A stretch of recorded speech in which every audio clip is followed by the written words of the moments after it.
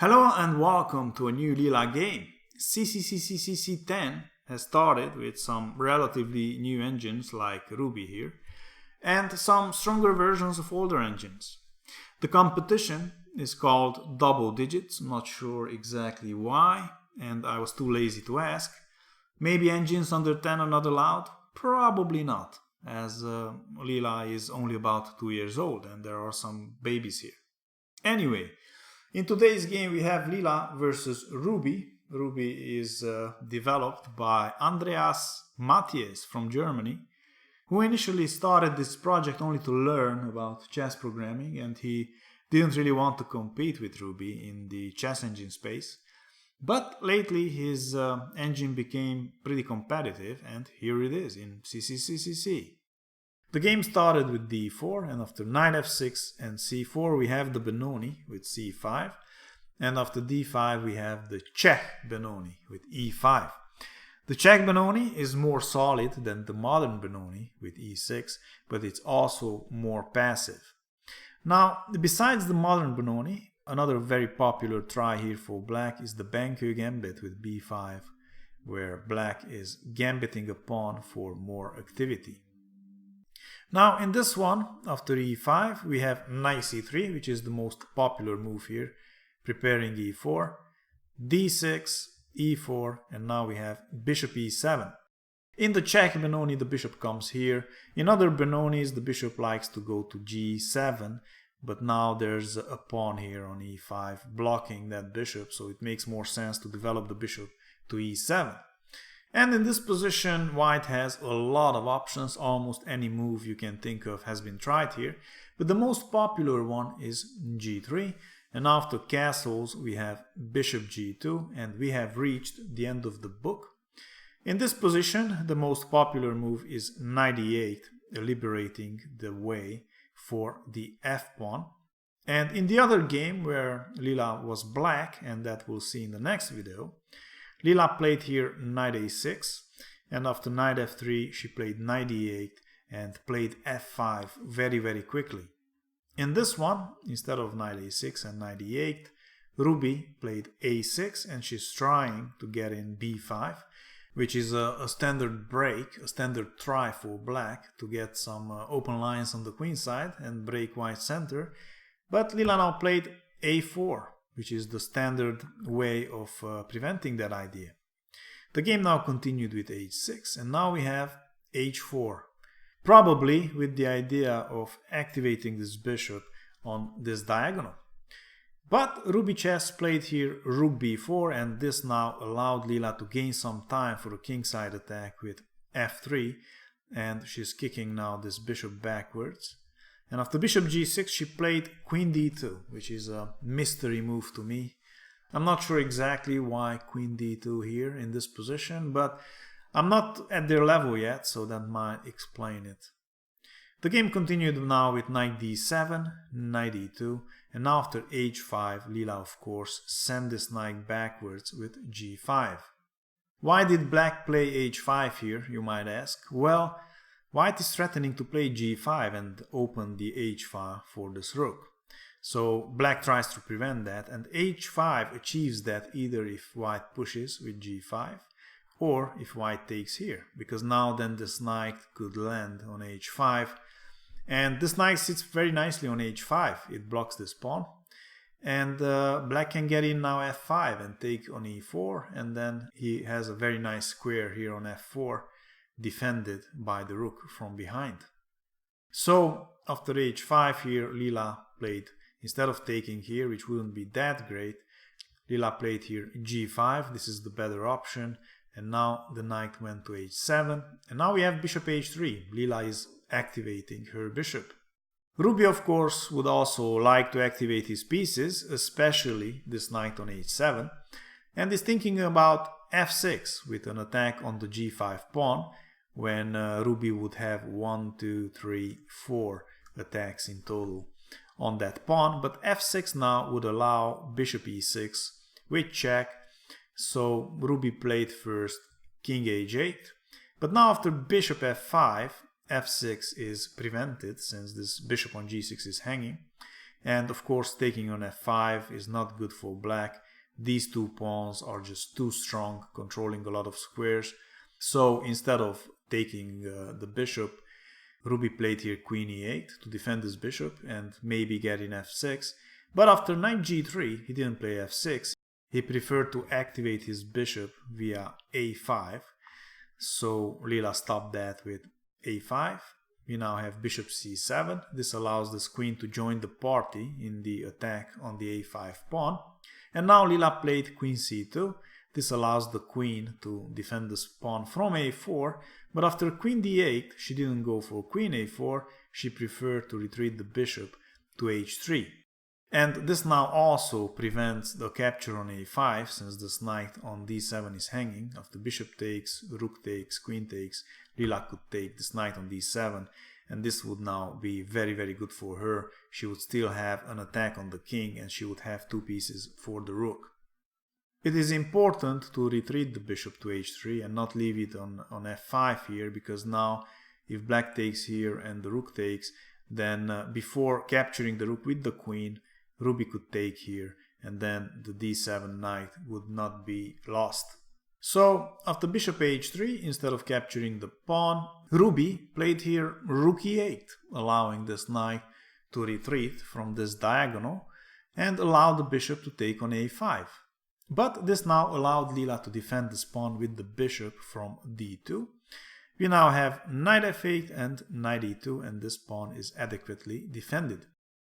The game now continued with f6, and Rubi is finally getting in his break, but Leela played here f4, and this move now defends g5, but it looks like a big blunder, at least at first sight. I mean, why is Leela allowing Rubi here to take on f4 with tempo on this knight, and why is she allowing Rubi to open the e file when her king is still in the center? And now Rubi also has two attacks on the e4 pawn. Well, the truth is that e takes on f4 is actually working out tactically here for Leela, because now after knight takes on f4, if Rubi continues with his attack on g5 with f takes on g5, knight takes on g6, knight takes, pawn takes, and knight takes on g5, it is true that Rubi has two attacks on the e4 pawn and this king in the center. But the point is now that with queen d1, Leela is getting a very, very strong counterattack on the black king. And actually the best here for black is to take this bishop on h3, and now after queen check and king g8, Leela can continue with rook takes on h3, and this king is in big trouble. Queen a7 is coming, forcing the king to the f file, and then long castles, and this rook from the f file will inflict some big damage to that king. For example, now this knight on g6 is attacked, and Rubi would have basically two continuations here. Either defend that knight with queen f6, but this now, of course, after long castle, runs into rook f1 and will result in Rubi losing the queen after queen a7. Alternatively, instead of queen f6, Rubi could play knight f8, saving the knight, but this also runs in queen aj check, and after king f7 there's again long castles, and rook f1 is coming. And actually again, best for black is just to give up the queen with queen f6 and allow it to be captured after rook f1. So since after f4 e takes on f4 doesn't really work out for Rubi, he preferred to retreat the bishop to f7, but this now allows f5 with a threat of forking the bishop and knight. So Rubi has no choice, it has to take on g5, and now after pawn takes on g5 he can even win this pawn on g5. But what's very important is that now the h file opens up, because Leela can take on h5, and even though it looks like she's losing a piece here, it's not true. Again, tactics.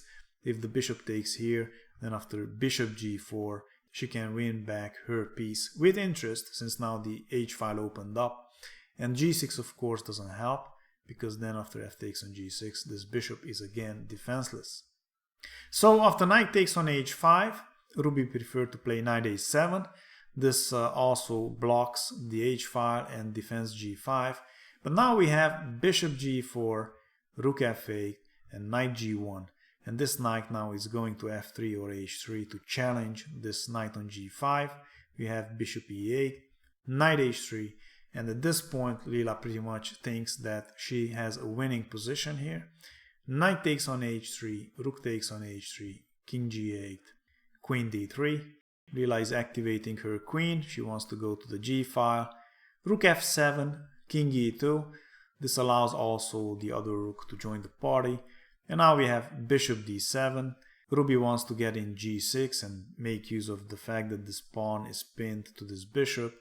Rook h2, Leela just removes this rook from this diagonal and also from an attack with the knight from g5. And now Rubi plays here g6. Of course, taking here doesn't work because of this check with taking the bishop. But Leela just quite simply allowed Rubi to take this knight and played here rook g1. Please Rubi, take my knight. And indeed, after g takes on h5, bishop h5 check is very strong. There's nothing better for black here than rook g7, but now the rook can take, and now the queen can check from g3. And after king h8, there's bishop g6 with a double attack on h7. And the only defense is queen e7, but this is still not enough. There's rook h7 check, queen takes, bishop takes, king takes, and now there's queen g6 check, forcing the king to h8. And after f6, mate on g7 is threatened, and nothing can stop that mate, only the rook from g8, but then there's mate on h6.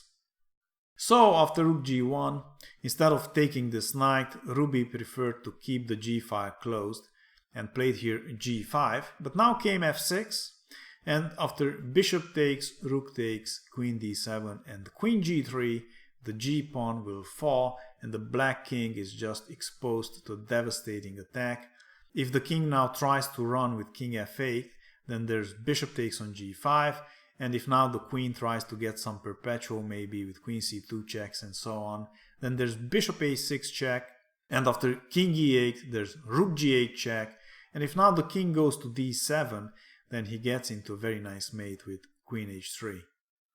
And if instead of king d7 the knight blocks the check, then there's the very strong queen g6 pinning this rook and threatening rook takes on f8 with devastating consequences.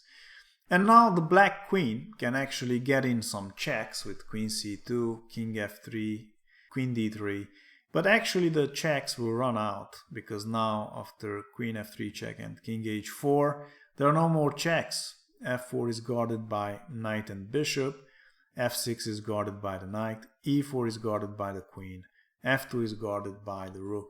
There are no more checks and rook takes on f8 is coming. So after queen g3, Rubi actually thought that the best defense here for black is just to quite simply take this rook with the queen. But now of course black's position completely collapses and white wins. Leela now took on g4, and after king f8 she played rook h3, again a mystery move, not sure exactly what's the point of this move. Maybe this rook wants to go to b3, or maybe just Leela started trolling. And here now Rubi continues the suicide with bishop takes on a5, giving up a bishop, and now we have b5, and finally at this point Leela's queen gets into the black's position and eats up all the black pawns. We have rook e8, queen takes on d6, queen takes on c5, queen takes on c4, queen takes on a6, rook f8, and now we have b4, and after g4 we have rook h4, g3, knight takes on g3, rook takes on f6, and now after queen a7, Leela is threatening to mate on h7, so we have rook f7, and in this position I think Leela mouse slipped because her queen landed on c7. Maybe Leela wanted to actually take this rook on f7 but dropped the queen too soon. Nevertheless, after rook takes and bishop takes, she's still up a bishop and two pawns, completely winning. The game now continued with king g8, and now we have b5, rook a8, b6, and this pawn wants the queen. But first we have a series of annoying checks with the rook. Rook a4 check, king b5, and now rook a1, king c6, another check, king d6, knight f6, b7, and nothing can stop the pawn. Now we have rook b1, queen, the rook has to take, and now after a couple of more moves we have rook aj check, knight back counter checking, but now the rook takes the knight, and Leela rushes into the attack with her knight, king g8, knight a6 check, king g7, and now Leela blunders her knight with knight g8, but Rubi refuses to take the knight. We have now king d7 and king g7. Rubi still refuses to take the knight. Is the knight stinky or something? Why isn't Rubi taking the knight? We have now knight a6, and finally the king takes the knight. d6, king g5, king c6, king f4, d7, and we'll soon have a new queen. And now the bishop takes the pawn, and now Leela gives up the bishop and eventually mates with king and queen. What a struggle, what a beautiful kingside attack played by Leela in this game. Please subscribe, like and share, and check out some of the other games. Thanks for watching and see you soon. Bye bye.